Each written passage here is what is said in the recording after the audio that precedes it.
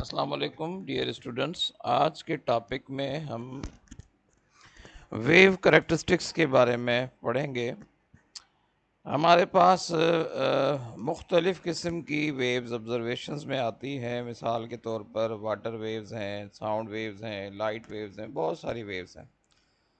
अलग अलग वेव्स को पहचानने के लिए हमारे पास ये चार करैक्टरिस्टिक्स हैं जो कि एक वेव के अंदर पाई जाती हैं, जैसा कि टाइम पीरियड है, फ्रीक्वेंसी है, वेव लेंथ है और वेव स्पीड है। अब ये चारों प्रॉपर्टीज़ क्या है, वन बाय वन हम इन चारों प्रॉपर्टीज़ को समझने की कोशिश करेंगे। टाइम पीरियड क्या है? Time taken for any point on a wave to complete one oscillation is called time period.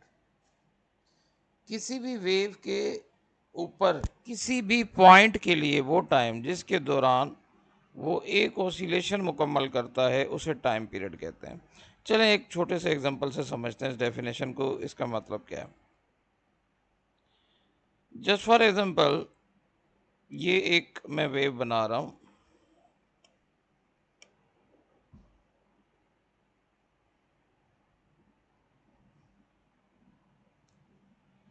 ये इस तरह से वेव, सॉरी, इसको मैं दोबारा बना लेता हूँ। ये एक वेव है। इस तस्वीर को मैं दोबारा बनाता हूँ, ये प्रॉपर नहीं है। चलें जी, ये समझ लो ये एक वेव है। अच्छा, इस वेव पर हम किसी भी एक पॉइंट को कंसिडर करते हैं। जस्ट फॉर एग्जांपल हम समझ लेते हैं इसके इस एक पॉइंट को। अच्छा, हम जानते हैं कि particles up and down move करते हैं। ये एक्सट्रीम पोजीशन है और ये हम जानते हैं ये इक्विलिब्रियम या मेन पोजीशन है और ये जो है इसकी दूसरी एक्सट्रीम पोजीशन है। अच्छा, जब ये समझ लो ये वाला पार्टिकल जो है ये यहाँ से मूव करता है, ऐसे आता है। ज़ाहिर है वेव आगे मूव करती है इस तरह से, पार्टिकल आगे नहीं जाते, particle up and down move करते हैं, ये हम ऑलरेडी जानते हैं। अच्छा, अब ये पार्टिकल ऊपर वाली एक्सट्रीम पोजीशन से इसने मूव करना शुरू किया और मूव करने के बाद ये यहाँ तक पहुँचा, ये हाफ साइकिल हुआ या आधी वाइब्रेशन हुई, फिर ये पार्टिकल यहाँ से गया और वापस अपनी ओरिजिनल पोजीशन पर पहुँचा, तो वन वाइब्रेशन हुई। अच्छा, इस वन वाइब्रेशन के दौरान या एक कंप्लीट साइकिल के दौरान जितना टाइम लगेगा ना, वो टाइम कहलाएगा टाइम पीरियड।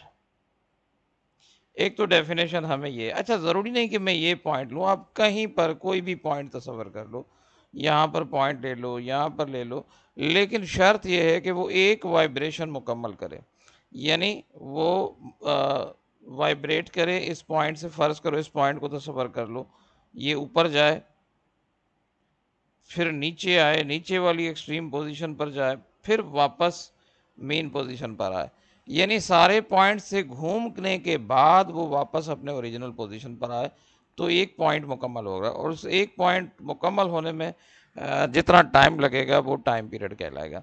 अच्छा, यहाँ पर हम टाइम पीरियड को एक और तरीके से भी डिफाइन कर सकते हैं। अच्छा, हम जानते हैं कि जब एक पार्टिकल एक बार वाइब्रेट करता है, मिसाल के तौर पर ये अपनी मेन पोजीशन से जाता है एक्सट्रीम पोजीशन की तरफ, तो हम वेव को ऐसे ड्रा करते हैं इस तरह से, ये इधर आ गया। अच्छा, फिर ये मेन एक्सट्रीम पोजीशन से वापस आता है मेन पोजीशन की तरफ, यानी पहले ये ऊपर गया था, फिर ये ऊपर से नीचे आया, ये यहाँ तक ऐसे आया, फिर ये इस मेन पोजीशन से दूसरी एक्सट्रीम पोजीशन तक गया, तो हम इसको ऐसे बनाते हैं, ये ऐसे। अच्छा, फिर इस एक्सट्रीम पोजीशन से वापस मेन पोजीशन पर पहुंचा, जस्ट मैंने पाथ बनाए, असल में ये एक ही पार्टिकल है जो ऐसे अप डाउन मूव कर रहा है इस तरह से, ये वापस पहुंचा इधर। तो देखो यहाँ पर एक वाइब्रेशन हुई या एक ओसिलेशन हुई, तो यहाँ पर एक वेव जनरेट हुई, ये पूरी की पूरी एक वेव है, यहाँ से लेकर यहाँ तक ये पूरी एक वेव है।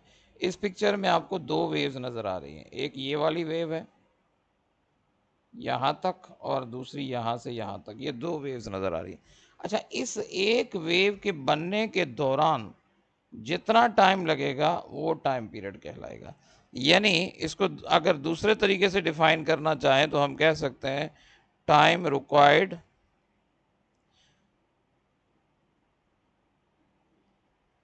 To generate one wave.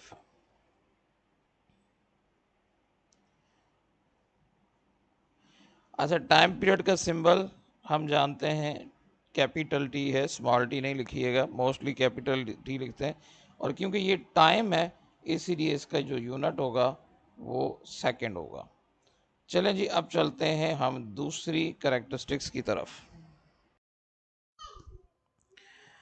अच्छा जी, तो फ्रीक्वेंसी क्या है? Number of waves produced in a unit time. अच्छा, यूनिट टाइम की बात करें तो हमें पता है यूनिट टाइम का मतलब होता है एक सेकंड, क्योंकि टाइम का जो यूनिट है वो सेकंड है।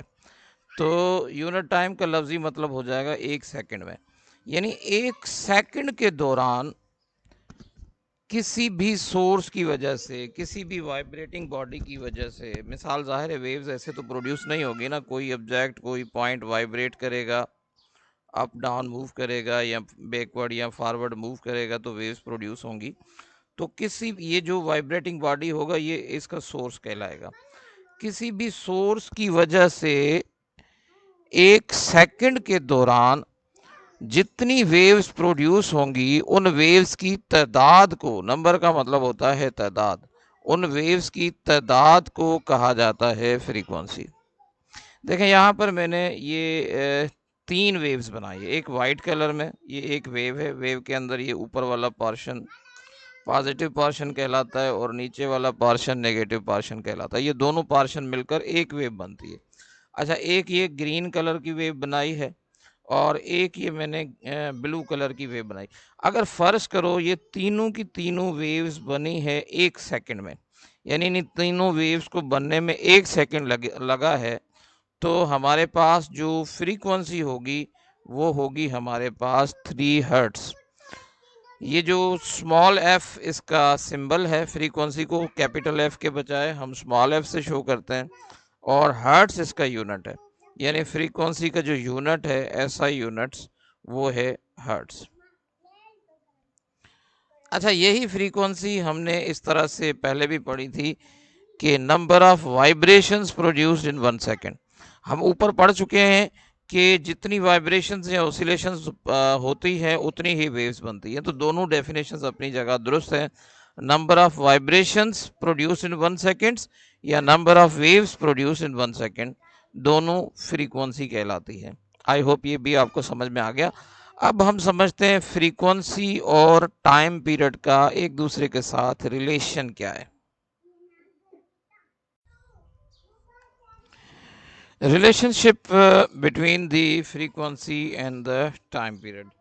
फ्रीक्वेंसी और टाइम पीरियड एक दूसरे के रेसिप्रोकल है। रेसिप्रोकल का मतलब होता है कि अगर फ्रीक्वेंसी बढ़ेगी तो टाइम पीरियड कम होगा, फ्रीक्वेंसी कम होगी तो टाइम पीरियड ज़्यादा होगा, यानी इनका इनवर्स रिलेशन है, दूसरे लफ्ज़ों में समझें तो। फ्रीक्वेंसी अगर हमें टाइम पीरियड मालूम मिला हुआ हो तो फ्रीक्वेंसी मालूम करने का सिंपल सा फार्मूला है, फ्रीक्वेंसी इज इक्वल टू 1/टाइम पीरियड। तो इसको पढ़ते हैं, frequency is the reciprocal of the time period. अगर आपने रेसिप्रोकल लफ्ज़ मैथमेटिक्स में ज़रूर सुना होगा कि अगर उसी को डिनोमिनेटर को न्यूमरेटर बना रहे हैं, न्यूमरेटर को डिनोमिनेटर बना लें तो रेसिप्रोकल बन जाएगा। बहरहाल जस्ट इतना सा इस पॉइंट को समझ लें कि फ्रीक्वेंसी इन्वर्सली प्रोपोर्शनल होती है टाइम पीरियड के, यानी जितना टाइम पीरियड हाई होगा फ्रीक्वेंसी उतनी कम होगी और जितना टाइम पीरियड लो होगा फ्रीक्वेंसी उतनी हाई होगी।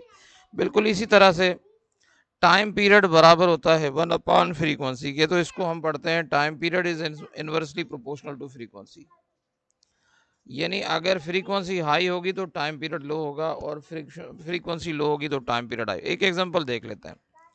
फर्ज करो हमारे पास फ्रीक्वेंसी है 5 हर्ट्ज। अगर मैं इसका टाइम पीरियड निकालूं तो 1/f के हिसाब से 1/5 is equal to 0.2 hertz 2 second हो जाता है। लेकिन अगर मैं फ्रीक्वेंसी को डबल कर दूं, मतलब 10 हर्ट्ज कर दूं, देखें क्या होता है। टाइम पीरियड हो जाएगा 1/10 जो कि 0.1 सेकेंड के बराबर है। अब नोट करें, जब हमारे पास फ्रीक्वेंसी 5 थी तो हमारे पास टाइम 0.2 सेकेंड था, और जब फ्रीक्वेंसी 10 हर्ट्ज हो गई तो टाइम हमारे पास 0.1 सेकेंड। इससे ये साबित हो गया कि फ्रीक्वेंसी और टाइम पीरियड के दरमियान जो है वो इनवर्स रिलेशन मौजूद है। अच्छा, एक पॉइंट याद रखिएगा, टाइम पीरियड को कभी कभी सिंपली पीरियड भी कहा जाता है। कहीं पर अगर सिंपल पीरियड लिखा हो तो इसका मतलब भी टाइम पीरियड ही होगा। चलें अब हम समझने की कोशिश करेंगे कि वेवलेंथ क्या है।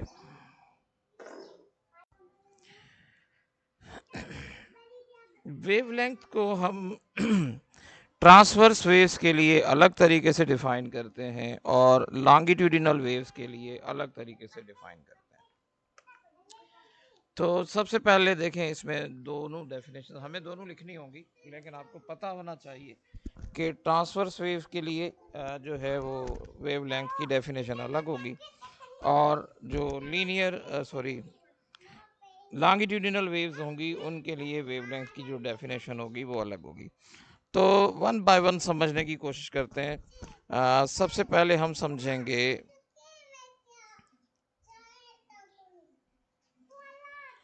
जो ट्रांसवर्स वेव्स के अंदर जो डेफिनेशन है वेवलेंथ की, वो समझने की कोशिश करेंगे। देखिए क्या कह रहा है, ट्रांसवर्स वेव क्या है, एक लीनियर डिस्टेंस है। अच्छा, लीनियर डिस्टेंस का लफ्जी मतलब होता है सीधा फासला। पहले मैं एक फिगर बना लूं, उसके बाद आपको ये बात ज़्यादा बेहतर तरीके से समझ आ जाएगी। चलें जी, मैंने यहाँ पर जो है ना एक ट्रांसवर्स वेव का ग्राफ बना लिया है या ट्रांसवर्स वेव बना दी है। अब ट्रांसवर्स वेव में आपको यकीनन पता होगा क्रेस्ट्स और ट्रफ्स होते हैं। तो दो सक्सेसिव यानी जो साथ साथ हों, यानी एक के बाद दूसरा, ऐसे नहीं कि एक छोड़कर दूसरा। सक्सेसिव का मतलब साथ साथ हों। एक क्रेस्ट से लेकर दूसरे क्रेस्ट तक, मिसाल के तौर पर ये पॉइंट एक क्रेस्ट है और ये दूसरा पॉइंट एक क्रेस्ट है। अब अगर मैं यहाँ से लेकर यहाँ तक सीधा फासला पैमाइश कर लूँ तो ये कहलाएगा लीनियर डिस्टेंस, और इसी लीनियर डिस्टेंस को कहा जाएगा वेवलेंथ। अच्छा, आप दूसरे तरीके से भी समझ लें कि अगर हम अब फर्ज करो ये जो वेव है ना, ये इसमें ट्रफ है, तो एक ट्रफ से लेकर दूसरे ट्रफ तक का, यानी सक्सेसिव ट्रफ्स, यहाँ पर देखें सक्सेसिव क्रेस्ट या सक्सेसिव ट्रफ्स। सक्सेसिव का लफ्जी मतलब होता है साथ साथ वाले। एक ट्रफ से लेकर दूसरे ट्रफ तक का जो सीधा फासला होगा, ये वाला फासला कहलाएगा वेव लेंथ। असल में वेव लेंथ एक वेव की पूरी लेंथ होती है। मिसाल के तौर पर ये मैंने एक वेव बनाई है, यहाँ से लेकर यहाँ तक, ये पूरी जो वेव बनती है ये एक वेव लेंथ के बराबर है, लेकिन इसे डिफाइन करने के अलग अलग मेथड्स हैं। चलें, ये तो मैंने आपको डिफाइन कर दिया वेवलेंथ को ट्रांसवर्स वेव में। अब इसे लॉन्गिट्यूडिनल वेव्स में कैसे डिफाइन करते हैं, तो इसके लिए भी पहले मैं इमेज बना लेता हूँ, फिर आप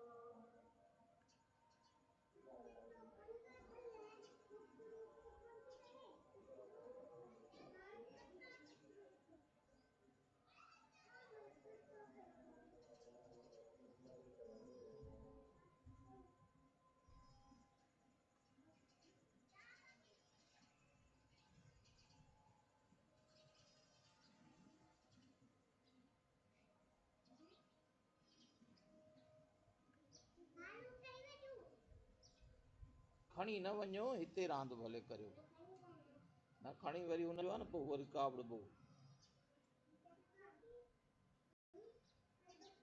हू अचे पोइ भले तव्हां हुन खां पुछ।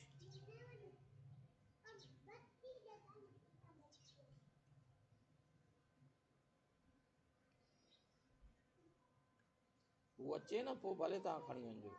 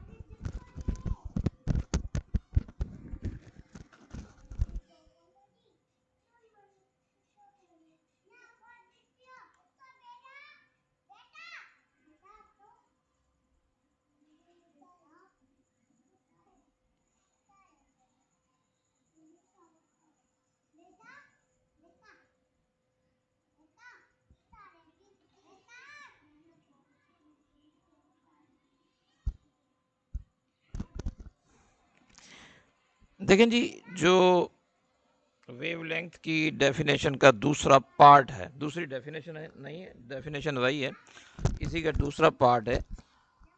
क्या कह रहा है? लीनियर डिस्टेंस यानी सीधा फासला,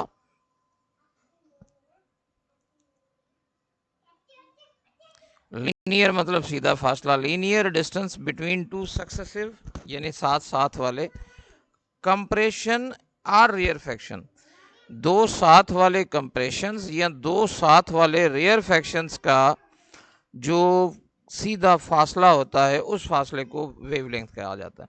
अब पहले तो कंप्रेशंस क्या होती है, मिसाल के तौर पर ये स्प्रिंग है, जहां पर इसके पार्टिकल्स करीब करीब है, ये कंप्रेशन है। देखो यहाँ पर पार्टिकल करीब करीब है, ये कंप्रेशन है। यहाँ पर पार्टिकल्स करीब करीब है, ये भी कंप्रेशन है। और दूसरे यहाँ पर पार्टिकल्स करीब है, ये भी कंप्रेशन है। और ये जो यहाँ पर पार्टिकल दूर दूर है, ये रेयरफेक्शन है। और यहाँ पर भी पार्टिकल दूर दूर है, ये रेयरफेक्शन है। अब क्या कह रहा है? एक कंप्रेशन से लेकर दूसरे कंप्रेशन तक का फासला। लेकिन अब यहाँ पर एक मसला और भी है कि यहाँ आप देखो तो कंप्रेशन तो यहाँ से लेकर यहाँ तक फैला हुआ है, यहाँ तक कंप्रेशन फैला हुआ है, और ये वाला कंप्रेशन भी यहाँ से लेकर यहाँ तक फैला हुआ है। तो हम फासला कहाँ से लें? देखें, इसने कंप्रेशन के मिड पॉइंट से लिया है, सेंट्रल पॉइंट से लिया है। तो एक इस कंप्रेशन के सेंट्रल पॉइंट से लेकर इस कंप्रेशन तक के सेंट्रल पॉइंट तक का ये वाला जो फासला बनेगा, सीधा फासला, इस फासले को वेवलेंथ बोलेंगे लॉन्गिट्यूडिनल वेव्स के अंदर। बिल्कुल इसी तरह से आप इसको सेम समझ लें, ये हमारा रेयरफेक्शन है, और रेयरफेक्शन यहाँ से लेकर यहाँ तक फैला हुआ है, और ये वाला रेयरफेक्शन यहाँ से लेकर यहाँ तक फैला हुआ है। तो दो रेयरफेक्शंस का फासला, लेकिन वो फासला भी हम रेयरफेक्शंस के मिड पॉइंट से लेंगे, उनके बीच से लेंगे। तो एक रेयरफेक्शन से लेकर उसके साथ वाले दूसरे रेयरफेक्शन तक ये जो दरमियान वाला फासला है, ये वाला फासला कहलाएगा वेवलेंथ। अच्छा, वेवलेंथ के बारे में दो तीन बातें इंपॉर्टेंट है, वो मैं आपको समझा दूं। वेवलेंथ का एक तो सिंबल वो इस तरह से बनाते हैं, जैसे जैसे क्वेश्चन मार्क की तरह बनाकर ऐसे दे देते हैं। ये वाला सिंबल वेवलेंथ का है, और ये सिंबल कहा जाता है लैम्डा। ये बी लिखेंगे लेकिन पढ़ेंगे नहीं, लैम्डा। अच्छा, दूसरा पॉइंट, क्योंकि वेवलेंथ एक तरह का फासला है, तो इसका जो यूनिट होगा वो मीटर होगा। ये दो बातें इम्पोर्टेंट है जो आप ध्यान में रखें।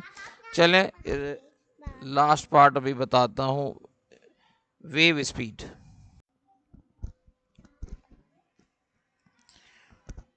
चलें जी, आज के टॉपिक का जो लास्ट पॉइंट है या लास्ट कैरेक्टरिस्टिक्स है वेव की, वो है वेव स्पीड।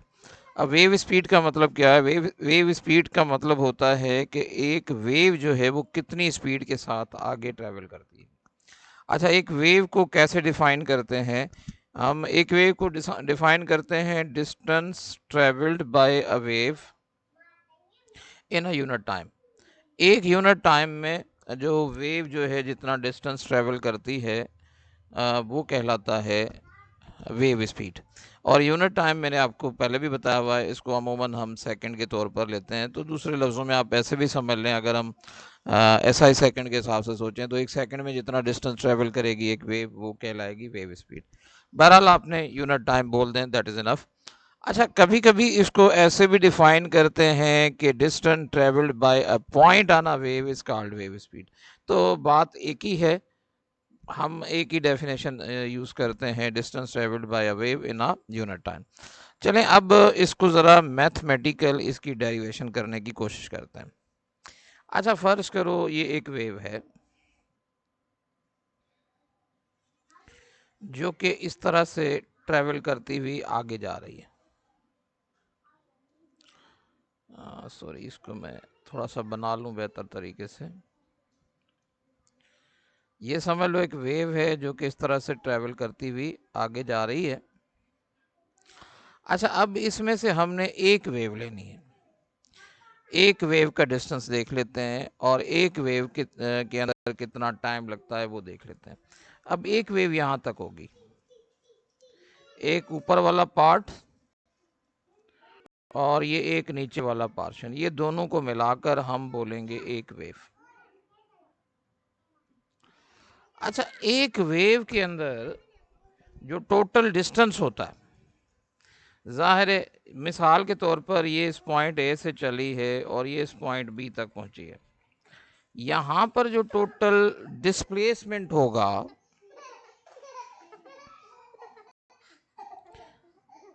या डिस्टेंस होगा, अंडरस्टूड है, वो बराबर होगा वेवलेंथ के।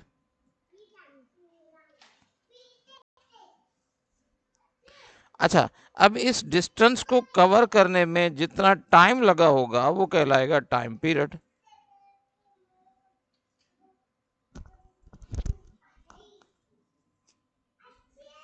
जितना भी टाइम इस डिस्टेंस को कवर करने में लगा होगा वो कहलाएगा टाइम पीरियड। चलें वंस अगेन मैं एक बार फिर समझाने की कोशिश कर रहा हूं। देखें ऊपर की डेफिनेशन में क्या लिखा हुआ है, distance travelled by a wave in a unit time. एक वेव जो डिस्टेंस ट्रेवल करती है एक यूनिट टाइम में, तो मैंने यहां से एक वेव बनाई, उसमें से सिर्फ एक वेव को कंसीडर किया है, ये फर्स्ट वेव जो है ना इसको कंसीडर किया है, ओनली वन वेव को। तो इसका क्योंकि मैंने स्पीड लेनी है और स्पीड का फार्मूला हम 9th क्लास में पढ़ चुके हैं कि स्पीड जो होती है वो बराबर होती है डिस्टेंस अपॉन टाइम के। अगर सिंबल्स आपको बता दूं तो स्पीड बराबर होती है ये s अपॉन टाइम के। लेकिन यहाँ हमें डिस्टेंस लेना है वेव का, और वो भी एक वेव का, और एक वेव का डिस्टेंस यहाँ से लेकर यहाँ तक है ये। और हम जानते हैं जो एक वेव का डिस्टेंस होता है वो कहलाता है वेवलेंथ। तो मैं यहाँ पर डिस्टेंस की जगह वेवलेंथ लिख सकता हूँ इस तरह से। और एक वेव में जितना टाइम लगता है यहाँ से लेकर यहाँ तक पहुँचने में जितना टाइम लगता है, ये टाइम कहलाता है टाइम पीरियड। तो मैं यहाँ पर स्मॉल टी के बजाय कैपिटल टी लिख लेता हूँ। अच्छा, अब आपको मैथ आती होगी, यहाँ कुछ नहीं लिखा तो यहाँ 1 होगा, तो मैं इसको ऐसे लिख सकता हूँ 1 अपॉन टी और साथ में लिख दूँ टाइम पीरियड। फ़र्क तो कोई नहीं पड़ेगा, मैंने 1 और टाइम को अलग कर दिया और वेवलेंथ को अलग कर दिया। हमने इसी लेक्चर में पहले पढ़ा था कि फ्रीक्वेंसी बराबर होती है टाइम पीरियड के। तो एक तो वेव स्पीड का आपका ये वाला फार्मूला बन गया, ये वाला फार्मूला बन गया। दूसरा, फ्रीक्वेंसी के term of point of view से क्या बनेगा? देखो, फ्रीक्वेंसी बराबर होती है 1/टाइम के, तो मैं ये 1/टाइम को हटाकर अगर इधर फ्रीक्वेंसी लिख दूं तो मेरे पास वेव वेलोसिटी का एक फार्मूला आ जाता है, v is equal to F lambda. तो हमारे पास ये दो फार्मूले हैं जिनसे हम जो है वो स्पीड कैलकुलेट कर सकते हैं एक वेव की। एक टाइम पीरियड के हिसाब से है और दूसरा फ्रीक्वेंसी। नोट करें, इसी में से अगर हम वेवलेंथ का फार्मूला निकालना चाहें तो भी आसान है। मिसाल के तौर पर इस फार्मूले से अगर मैं वेवलेंथ का फार्मूला निकालना चाहूँ तो ये टाइम इधर डिवाइड है, उधर मल्टीप्लाई हो जाएगा, तो वेवलेंथ बराबर हो जाएगी v मल्टीप्लाइड बाय टाइम। और इससे अगर मैं वेवलेंथ का फार्मूला निकालना चाहूँ तो मैं लिख सकता हूँ v/f। ये तो आपको इक्वेशन हल करना आती होंगी, तो आप इनमें से वेवलेंथ, फ्रीक्वेंसी, टाइम पीरियड जिसको भी कैलकुलेट करना चाहें कैलकुलेट कर सकते हैं। Thank you very much. आज के लेसन में अगर कोई चीज़ नहीं समझ आई तो आप कमेंट्स में पूछ सकते हैं। Thank you.